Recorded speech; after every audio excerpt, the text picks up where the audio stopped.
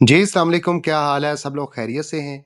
मेरे हाथ में ये दोनों चीज़ें आप देख रहे हैं, ये हमारे घरों में मौजूद होती हैं, जो कि पौधों के लिए बेहतरीन खाद भी हैं और कुछ पौधों के लिए ज़हर भी बन सकती हैं।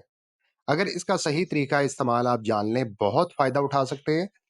अगर आप इसका गलत इस्तेमाल कर लेंगे, तो आपके पौधों की ग्रोथ मुकम्मल तौर पर रुक सकती है।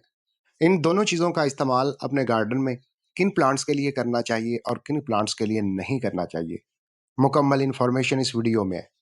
तो आपने क्या करना है, वीडियो को आखिर तक वॉच करना है ताकि आप किचन में मौजूद दोनों चीज़ों का सही इस्तेमाल करके अपने पौधों की ग्रोथ को बढ़ा सकें। तो चलिए वीडियो शुरू करते हैं। चैनल को अभी तक सब्सक्राइब नहीं किया, चैनल को सब्सक्राइब और वीडियो को लाइक कर दें। सबसे पहले बात करते हैं, जिस तरह हमारे लिए खुराक ज़रूरी है, बिल्कुल प्लांट्स के लिए खाद भी इसी तरह ज़रूरी है। अगर आंखें बंद करके हम किसी भी खाद का इस्तेमाल करेंगे, फ़ायदा होने के बजाय नुकसान होगा। तो हम अनजाने में गलती से फ़ायदा करने के बजाय नुकसान कर देते हैं। तो चलिए जानते हैं इन दोनों चीज़ों के अंदर कौन से न्यूट्रिएंट्स हैं और किन प्लांट्स के लिए इस्तेमाल करना चाहिए। सबसे पहले बात करते हैं इस चीज़ के मुतालिक, ये क्या चीज़ है? मीठा सोडा, जो कि हमारे घरों में मौजूद होता है और आम किराना शॉप से भी आसानी हासिल कर सकते हैं। मीठे सोडे का इस्तेमाल गार्डनिंग में बहुत ही अहम है। कुछ ऐसे प्लांट्स हैं जिनके लिए मीठे सोडे का इस्तेमाल जहर बन सकता है और कुछ ऐसे प्लांट्स हैं जिनकी ग्रोथ के लिए मीठे सोडे का इस्तेमाल ज़रूरी है।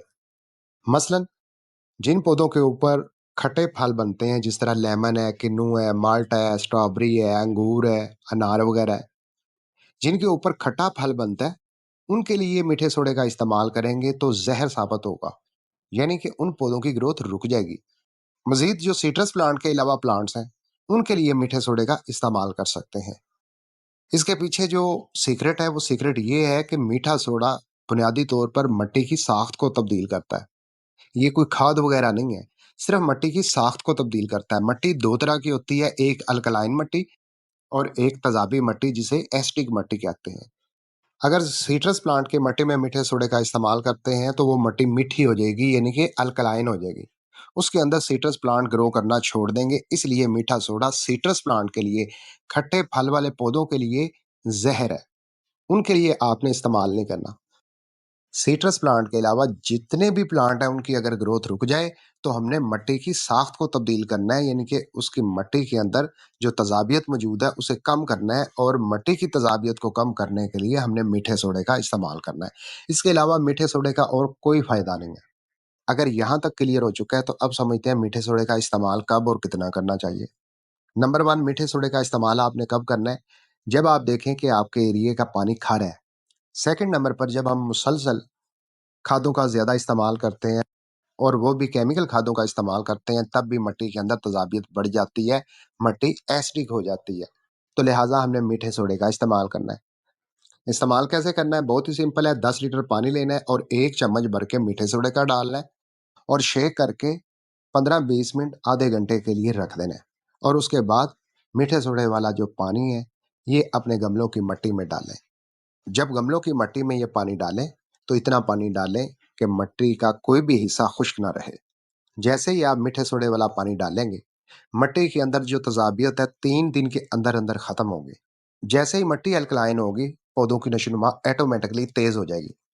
दोबारा कब इस्तेमाल करना है? अगर आपके एरिए का पानी तेजाबी है, तो फिर जब भी पानी दें, मीठे सोडे का इस्तेमाल जरूर करें। अगर आपके एरिए का पानी तेजाबी नहीं है, तो फिर आप 3 से 4 महीने में एक मरतबा इस्तेमाल कर लें, काफ़ी है।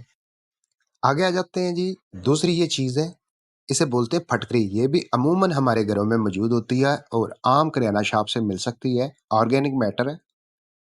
तो ये भी एक खाद नहीं है, ये भी मिट्टी को तब्दील करने वाली चीज़ है, यानी कि मिट्टी की साख्त को तब्दील करने वाली चीज़ है। अब आपने देखना है कि फटकरी का कब इस्तेमाल करना है? जब सिट्रस प्लांट की ग्रोथ रुक जाए।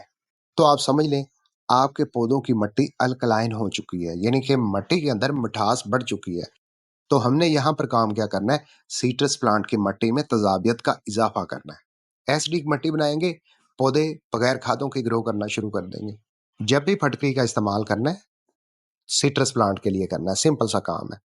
तो फटकरी का इस्तेमाल कैसे करना है? जैसा कि मेरे हाथ में ये ना 5 से 7 ग्राम की टुकड़ी होगी। तो आपने क्या करना है, 10 लीटर पानी लेना है और ये टुकड़ी उसके अंदर डाल के गायब कर देनी है, यानी कि मिक्स कर देनी है।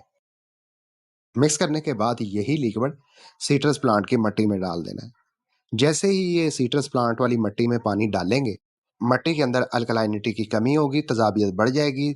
हफ्ते से 10 दिन के बाद पौधे की नशोनुमा तेज हो जाएगी, आपको पौधे की नशोनुमा वाज़िया तौर पर नज़र आएगी।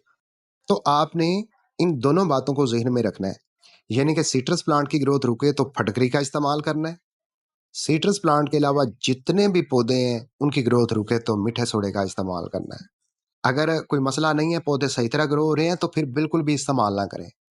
तो मुझे उम्मीद है वीडियो में बताई गई इन्फॉर्मेशन आपके लिए हेल्पफुल होगी। वीडियो अच्छी लगी है, लाइक कर दें, दोस्तों के साथ शेयर करें। मिलते हैं अगली वीडियो में। अल्लाह हाफ़िज़।